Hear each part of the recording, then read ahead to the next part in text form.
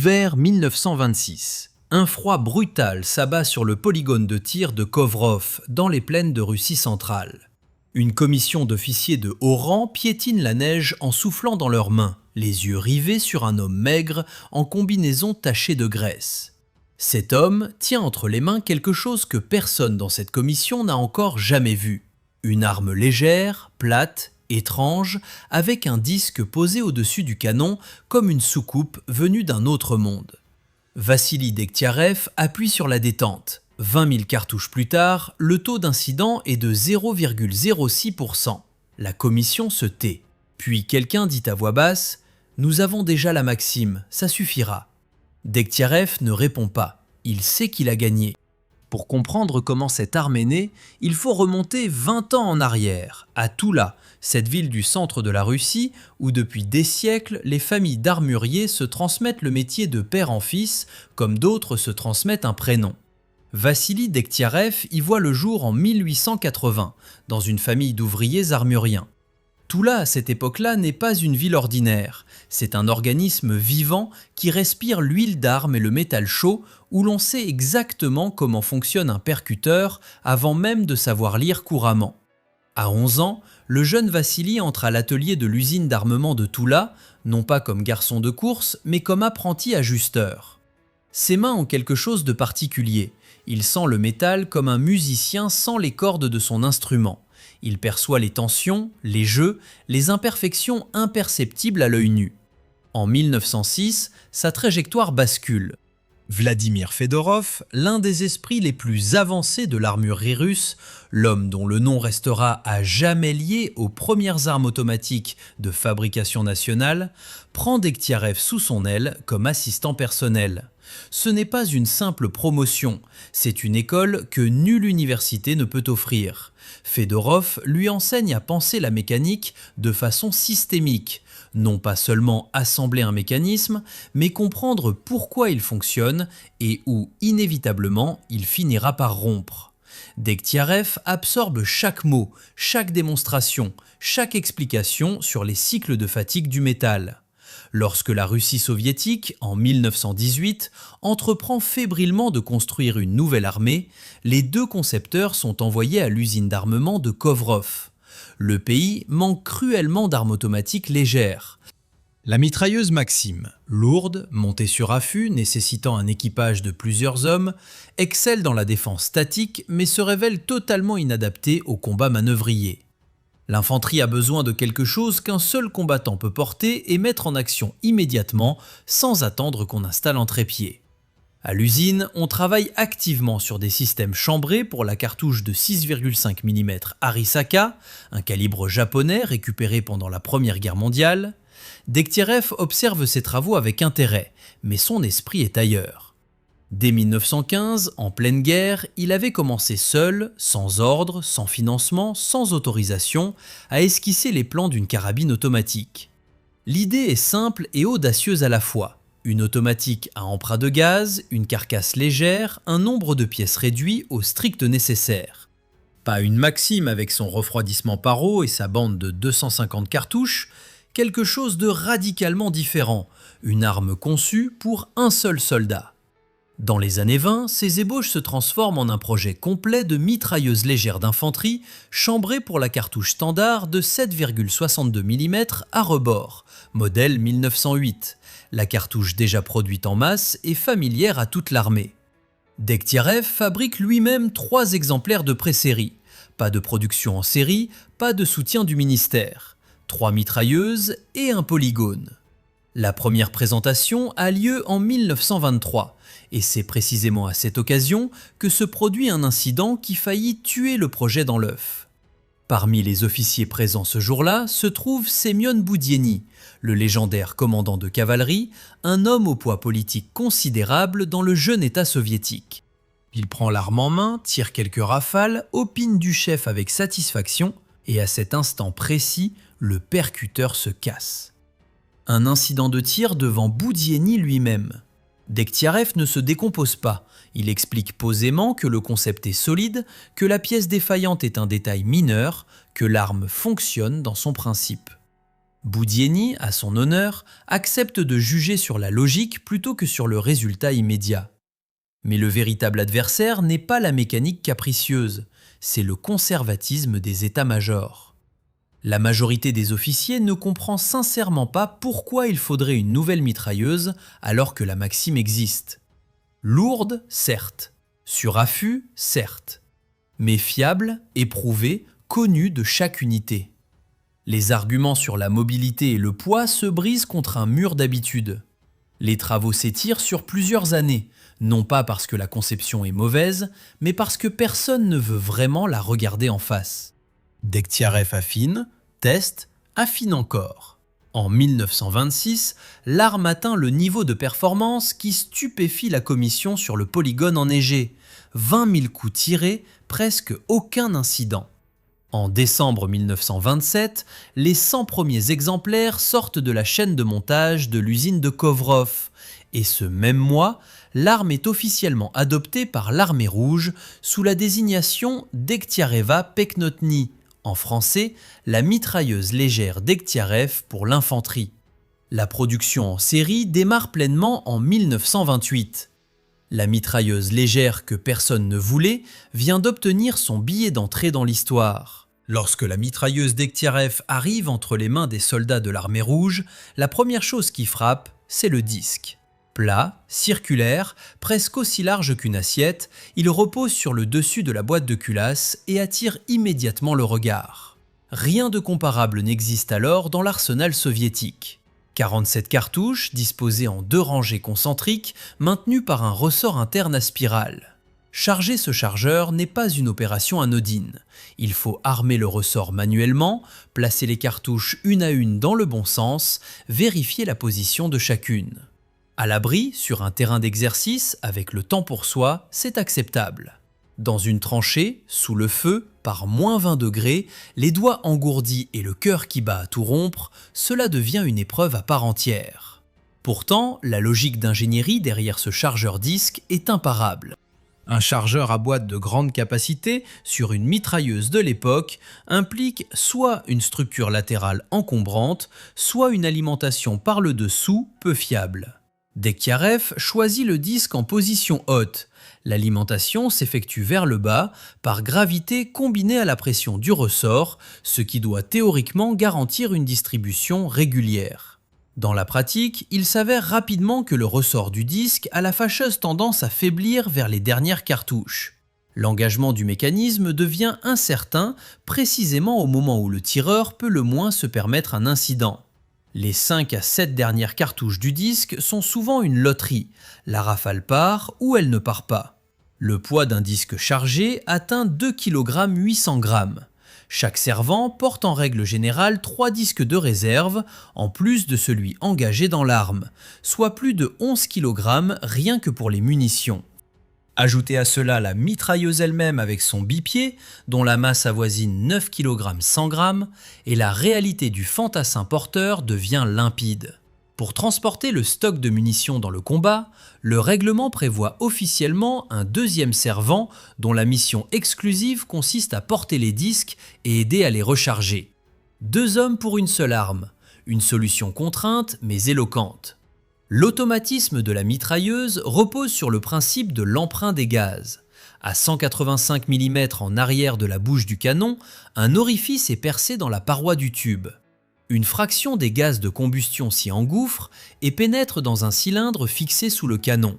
Là se trouve un piston à gaz, solidaire d'une tige. Sous la poussée des gaz, le piston recule, entraîne la culasse vers l'arrière qui éjecte la douille vide et le ressort récupérateur repousse l'ensemble vers l'avant en chambrant la cartouche suivante. Le mécanisme est élégant, solide et fonctionne avec régularité, jusqu'à un certain point. Ce point, c'est le tir soutenu. Le ressort récupérateur du Deghtiarev Peknotny n'est pas logé dans la crosse, ni à l'arrière de la boîte de culasse. Il se trouve directement sous le canon, dans ce même cylindre que parcourt le piston à gaz. Lors d'un engagement prolongé, le canon monte en température, la chaleur se diffuse dans le cylindre et le ressort se retrouve dans des conditions thermiques pour lesquelles il n'a pas été conçu. Le métal perd de son élasticité. Un ressort qui ne développe plus sa tension nominale ne peut plus assurer correctement la mise en chambre, et la mitrailleuse se tait au pire moment possible. Les concepteurs connaissaient ce défaut avant même que l'arme soit adoptée. Ils le connaissaient et l'ont quand même lancé en production en tablant sur une cadence de tir raisonnée au combat. La cadence théorique de l'arme est de 500 à 600 coups par minute. La cadence pratique en combat oscille entre 100 et 150 coups par minute. L'écart est considérable et l'explication est simple. 47 cartouches disparaissent en quelques secondes de tir continu, après quoi il faut changer le disque. Le temps que le deuxième servant tende le disque suivant, que le tireur l'engage et arme l'arme, des secondes précieuses s'écoulent. Au combat réel, la mitrailleuse travaille en courte rafale, chaque cartouche comptant. Le canon du Degtyarev Peknotny est théoriquement démontable, ce qui devrait permettre d'éviter la surchauffe lors des tirs prolongés. Mais dans la réalité, son remplacement exige un outil spécifique et des gants de protection. Le métal brûlant ne se saisit pas à main nue. En condition de tranchée, où l'on n'a jamais rien de superflu sous la main, cette possibilité reste le plus souvent lettre morte. Les servants réduisent simplement leur cadence et attendent que le canon refroidisse de lui-même. Face à ces limites, l'arme présente pourtant des qualités que personne ne peut nier. Sa longueur totale atteint 1272 mm, celle du canon 605 mm. La vitesse initiale de la balle est de 840 mètres par seconde. L'énergie à la bouche dépasse 3600 joules. Les organes de visée sont réglés jusqu'à 1500 mètres et la portée maximale de la balle est officiellement annoncée à 3800 mètres pour une portée efficace depuis le bipied de 800 mètres. Pour une arme d'appui destinée à l'infanterie légère, ce sont des chiffres sérieux, permettant de tenir sous surveillance un vaste secteur de terrain. La sécurité est simple et fiable. La crosse joue un rôle supplémentaire. Elle abrite un étui contenant les accessoires de nettoyage, la baguette et le flacon d'huile. L'arme a été pensée comme un système autonome, sans dépendance logistique en campagne. Un soldat de formation moyenne peut la démonter et la remonter sans aide extérieure, une qualité primordiale pour une armée de masse qui doit former des centaines de milliers d'hommes en peu de temps. La production démarre à l'usine de Kovrov et les cadences s'accélèrent d'année en année. Au tournant des années 40, le Degtyarev Peknotny est devenu la mitrailleuse légère la plus répandue de l'armée rouge et le restera pendant près de 2 décennies. 800 000 exemplaires, un chiffre qui parle de lui-même. Mais avant que ces centaines de milliers de canons ne rejoignent les fronts de la Seconde Guerre mondiale, l'arme va traverser le feu dans des conflits dont on parle aujourd'hui beaucoup moins, et qui vont mettre à nu ses défauts les plus profonds. Automne 1929, la Mandchourie, le long de la bande frontalière qui longe le chemin de fer de l'Est chinois. Les troupes soviétiques se préparent à une opération offensive foudroyante contre les seigneurs de guerre chinois qui ont saisi cette ligne de chemin de fer, construite et exploitée par la Russie depuis l'époque tsariste. L'opération durera moins de 2 mois, mais c'est l'une des premières fois que l'arme est engagée par des troupes soviétiques dans un vrai combat. Non plus les claquements du polygone, mais une fusillade réelle contre un adversaire réel.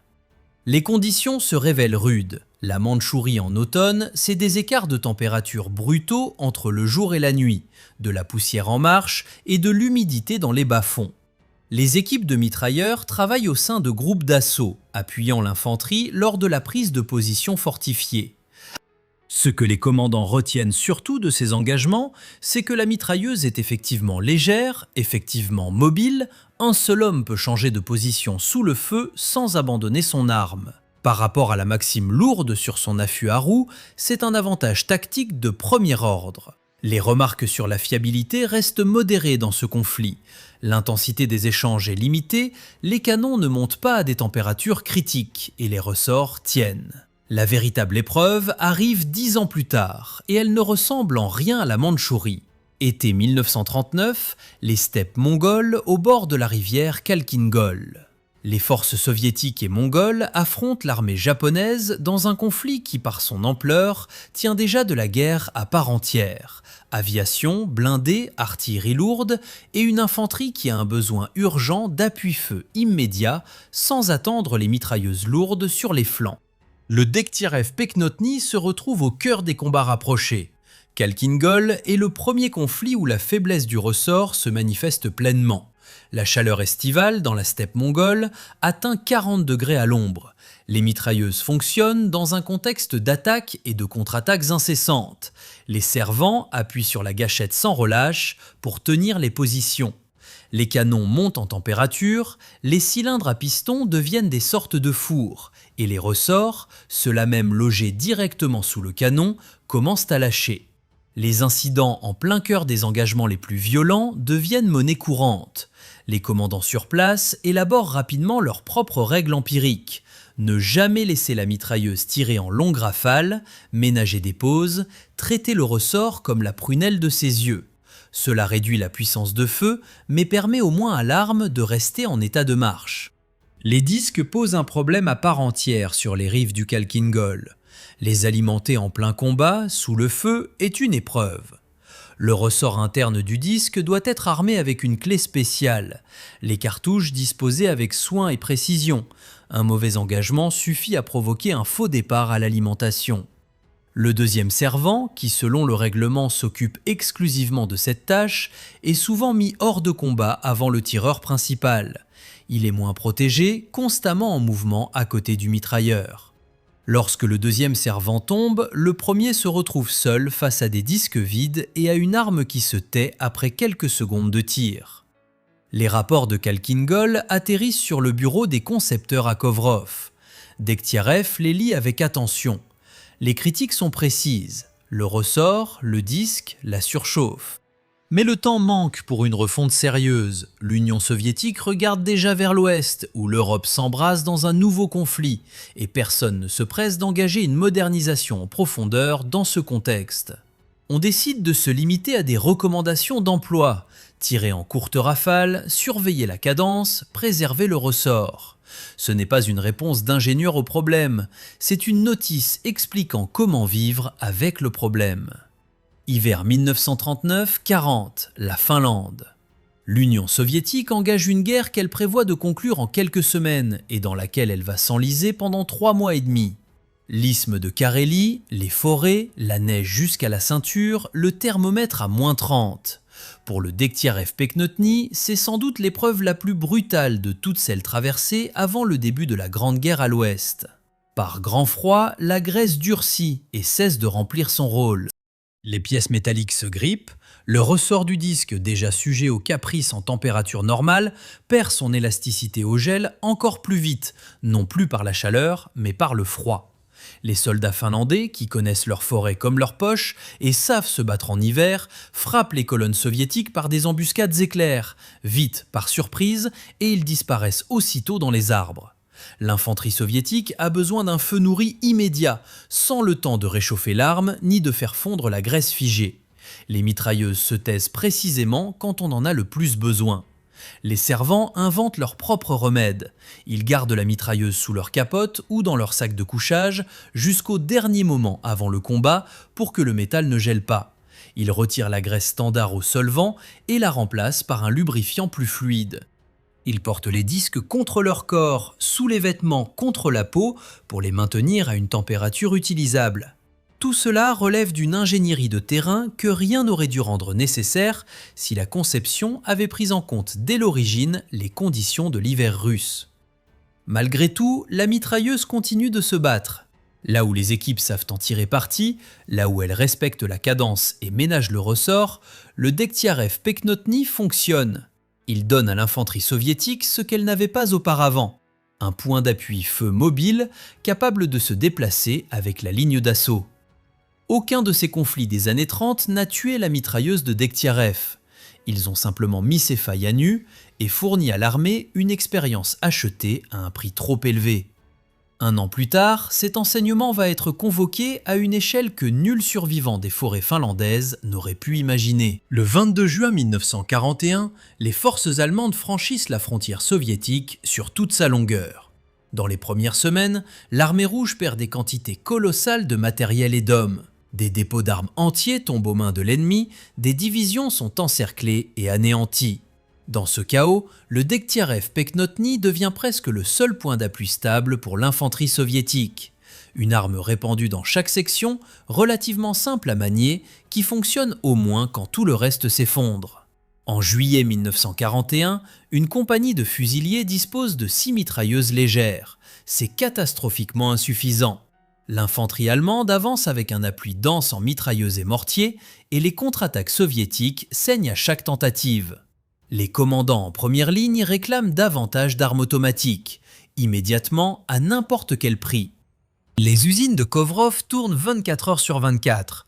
Les entreprises évacuées vers l'Est s'installent à la hâte dans de nouveaux locaux et relancent la production. La cadence de fabrication du Degtiarev Peknotny est poussée aussi vite que les capacités du temps de guerre le permettent. Stalingrad soumet la mitrailleuse de Degtiarev à une épreuve d'une violence que nul engagement précédent n'avait approchée. Le combat urbain, c'est une réalité radicalement différente des steppes ou des forêts. Des décombres, des caves, des cages d'escalier, une distance à l'ennemi de 10 à 20 mètres. Dans ces conditions, la mitrailleuse ne fonctionne pas comme en terrain découvert. Les longues rafales sont inutiles, ce qu'il faut, c'est pouvoir ouvrir le feu instantanément depuis n'importe quelle position, depuis un angle de mur, à travers une brèche, allongée sur des gravats. Le Degtiarev Peknotny s'en sort. Sa masse contenue et la possibilité de tirer sans affût en font un outil irremplaçable dans les ruines où une mitrailleuse lourde sur trépied ne trouverait tout simplement pas de place. Mais Stalingrad révèle aussi l'ancienne plaie. Dans les combats de rue, la consommation de munitions est frénétique. Les équipes vident disque après disque, les canons montent à des températures extrêmes et les ressorts recommencent à flancher, cette fois dans les décombres de Stalingrad, dans la poussière et les éclats de pierre. Alimenter les disques se fait directement sous le feu, dans l'obscurité des caves. Les servants rapportent que leurs doigts mémorisent le geste d'engagement des cartouches mieux que leur tête. Les mains travaillent seules pendant que les yeux surveillent la brèche dans le mur d'en face. C'est dans ce contexte de guerre totale que les variantes spécialisées de la mitrailleuse de Degtiarev prennent toute leur importance. Le Degtiarev Tankovy, en français la version pour blindé, est installé sur la majorité des chars soviétiques de l'époque, dont le célèbre T-34. Structurellement, il se distingue de la version d'infanterie par une crosse métallique repliable et un chargeur disque portant 63 cartouches, rendu plus épais par l'ajout d'un troisième rang concentrique. La même conception de base, adaptée aux contraintes de l'intérieur d'un blindé, espace réduit, servant limité à leur position de combat, impossibilité de recharger debout. La version aéronautique, désignée Degtiarev Aviatsiony, équipe les bombardiers et les appareils de reconnaissance soviétiques dans des installations en tourelles. Une seule et même architecture de base, déclinée pour couvrir l'ensemble des armes, l'infanterie, les blindés, l'aviation. La pression des réalités du front finit par accomplir ce que les rapports de Khalkhin-Gol et des forêts finlandaises n'avaient pas réussi à imposer. En 1944, les concepteurs procèdent à la modernisation que l'on aurait dû engager bien plus tôt. La version modifiée reçoit la désignation Degtiarev Peknotny Modernizirovanny, soit, pour le prononcer correctement en français, Degtiarev Peknotny Modernizirovanny. La modification principale porte précisément sur ce point faible que tout le monde connaissait depuis le début. Le ressort récupérateur est retiré de sous le canon et déplacé à l'arrière de la boîte de culasse. Désormais éloigné du métal en surchauffe, il ne peut plus subir les effets thermiques qui le faisaient céder au pire moment. Une poignée pistolet est ajoutée pour le contrôle de l'arme, ce qui améliore sensiblement la tenue et réduit l'effort nécessaire sur la détente. Le bipied reçoit un nouveau système de fixation qui l'empêche de se replier de lui-même dans les moments les moins opportuns. La masse totale de l'arme diminue légèrement. Le Degtiarev Peknotny Modernizirovanny est adopté officiellement en 1944. Il reste moins de 7 mois avant la fin de la guerre. Les soldats du front accueillent la version modifiée avec un soulagement non dissimulé. Ceux qui combattent avec le modèle d'origine depuis 1941 connaissent trop bien le prix du déplacement du ressort. Un vétéran résumera la différence en quelques mots simples. Avant, après une demi-heure de combat, je priais pour que le ressort tienne. Maintenant, je pense seulement à l'ennemi. Dans cette victoire tardive du bon sens sur l'inertie des habitudes de production, il y a une amère ironie. Le défaut de conception, qui avait coûté des vies à Khalkhin-Gol, dans les forêts finlandaises et dans les ruines de Stalingrad, était connu dès l'origine. Il aurait pu être corrigé bien avant.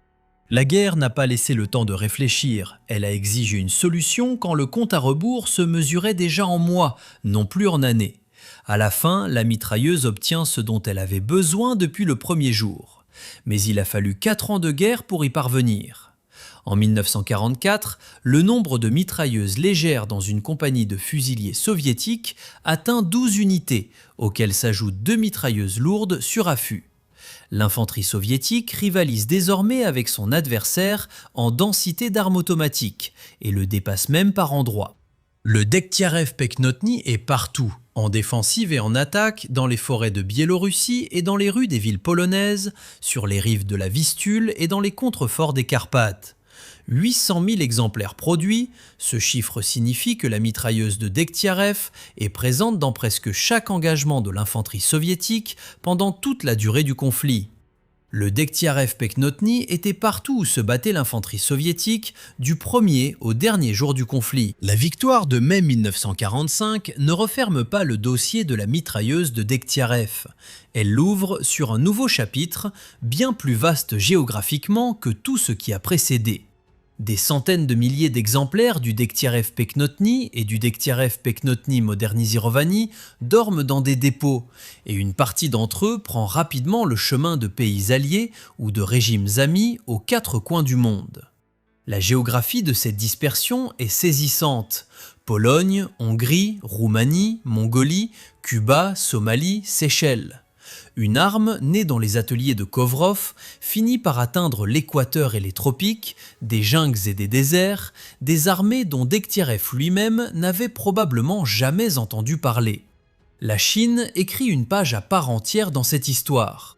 Après la victoire des communistes dans la guerre civile en 1949, l'armée populaire de libération reçoit des quantités significatives d'armements légers soviétiques. La mitrailleuse de Degtiarev convient parfaitement aux militaires chinois. Simple à entretenir, chambrée pour une cartouche puissante, robuste dans les conditions de campagne les plus difficiles. En 1953, la Chine lance sa propre production sous licence et attribue à l'arme la désignation Type 53. Sur le plan technique, il s'agit d'un calque quasi exact du Degtiarev Peknotny Modernizirovany, avec de légères adaptations aux standards de fabrication chinois. Plusieurs usines sont mises à contribution et en quelques années, le Type 53 devient l'arme de série de l'infanterie chinoise. C'est précisément cette version chinoise qui inscrit la mitrailleuse de Degtiarev dans l'un des conflits les plus meurtriers de la seconde moitié du XXe siècle.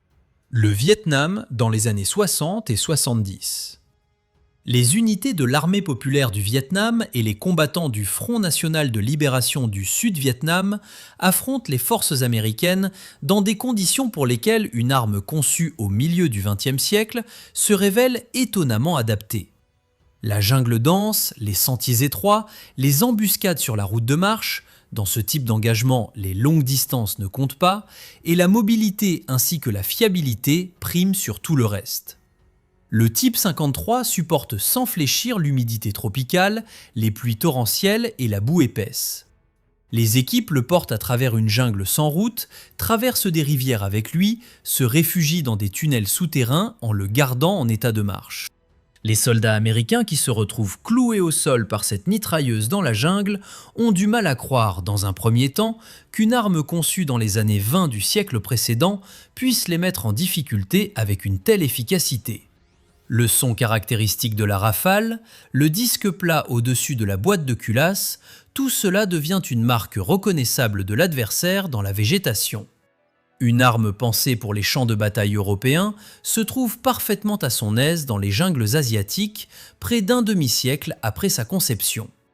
La Corée du Nord reçoit des exemplaires du Degtiarev Peknotny et du Degtiarev Peknotny Modernizirovany pendant la guerre de Corée dans les années 50. Sur la péninsule coréenne, la mitrailleuse de Degtiarev croise les forces américaines encore plus tôt qu'au Vietnam.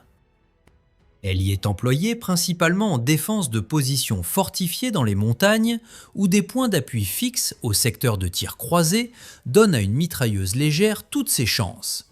Les soldats qui donnent l'assaut sur les hauteurs sous un feu nourri retiennent durablement le rythme particulier des disques de Deghtiarev. En Afrique, dans les années 60 et 70, le Deghtiarev Peknotny et sa version modernisée refont surface dans les mains de milices et de formations irrégulières qui reçoivent des armes de surplus soviétiques par de longues chaînes d'intermédiaires. La simplicité de la conception se traduit directement en longévité. L'arme ne réclame pas un entretien complexe, elle fonctionne avec la cartouche standard de 7,62 mm à rebord, produite sous une forme ou une autre partout dans le monde. Là où les modèles les plus récents n'arrivent pas, le vieux disque de Deghtiarev entre à nouveau en action. La véritable curiosité de l'histoire, c'est l'apparition documentée de la mitrailleuse de Deghtiarev dans des zones de conflit contemporaines. Des témoignages photographiques et filmés attestent de la présence du Deghtiarev Peknotny Modernisirovanny entre les mains de différentes formations armées au Moyen-Orient et en Afrique au cours du XXIe siècle. Une arme adoptée en 1927 continue de tirer 90 ans après être sortie de la chaîne de montage. Dans toute l'histoire des armes légères, rares sont les modèles qui se maintiennent aussi longtemps en emploi réel sur le terrain.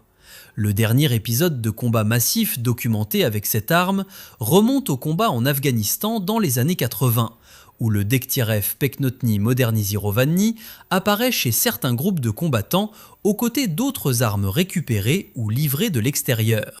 Des disques anciens, des canons usés, des ressorts dont le métal garde en mémoire des décennies de tir, et l'arme continue de fonctionner. La mitrailleuse que les officiers ne voulaient pas adopter a survécu à ceux qui la rejetaient, survécu au pays qui l'avait créée et continue d'apparaître sur des champs de bataille dans une époque entièrement différente. Vassili Deghtiarev, lui, ne verra pas la fin de cette longue aventure. Il s'éteint en 1949, 4 ans après la victoire, après avoir vu son arme traverser la plus grande guerre de l'histoire et poursuivre son service dans des armées aux 4 coins du monde. L'État soviétique lui rend les honneurs qu'il mérite, titre de héros du travail socialiste, 4 prix Staline, grade de général-major du service du génie et de l'artillerie. Le gamin qui se tenait devant un tour à 11 ans termine sa vie générale décoré des plus hautes distinctions du pays. À Kovrov, une statue le représente toujours debout et la ville n'a pas oublié son armurier principal. Vous venez d'écouter l'histoire complète de la mitrailleuse Deghtiarev, de 3 prototypes fabriqués à la main sur un polygone enneigé à 800 000 exemplaires sur tous les fronts du monde.